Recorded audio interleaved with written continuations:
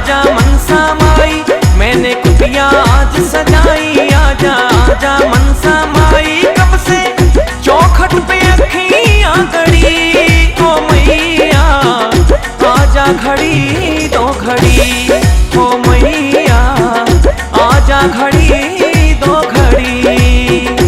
मैंने कुटिया आज सजाई। आजा आजा मनसा माई, मैंने कुटिया आज सजाई। आजा आजा मनसा माई, कब से चौखट पे अखियां गड़ी। ओ मैया आजा घड़ी दो घड़ी, ओ मैया आजा घड़ी दो घड़ी।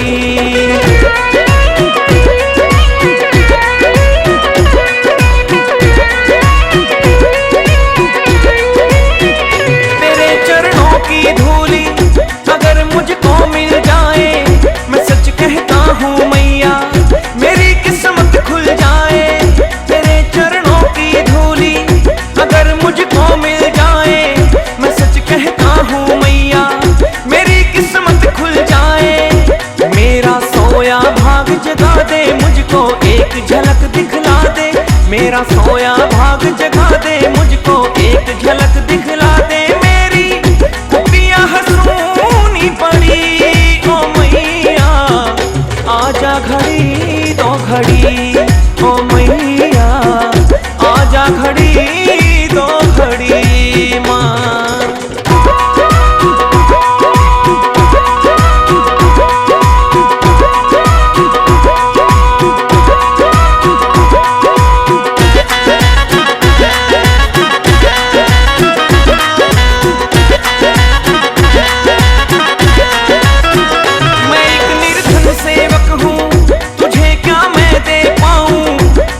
बन पाया है माँ अपने हाथों से खिलाऊं। मैं एक निर्धन सेवक हूँ, तुझे क्या मैं दे पाऊं। जो भी बन पाया है माँ अपने हाथों से खिलाऊं। आजा रूखी सूखी खाने इस निर्धन का भोग लगाने।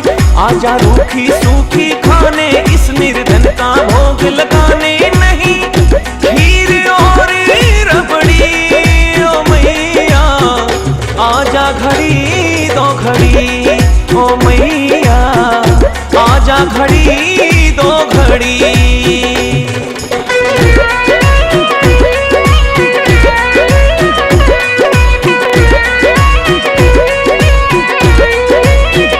अपने बेटे का मैया भरोसा तोड़ न देना, मुझको मझधार बीच में ए मैया छोड़ न देना। अपने बेटे का मैया भरोसा तोड़ न देना, मुझको मझधार बीच में ए मैया छोड़ न देना। तेरा नरसी तुझे बुलाए, नैना रो रो नीर बहाए। तेरा नरसी तुझे बुलाए, नैना रो रो नीर बहाए। लगी सावन की जैसे झड़ी ओ मैया आजा घड़ी दो घड़ी, ओ मैया आजा घड़ी दो घड़ी।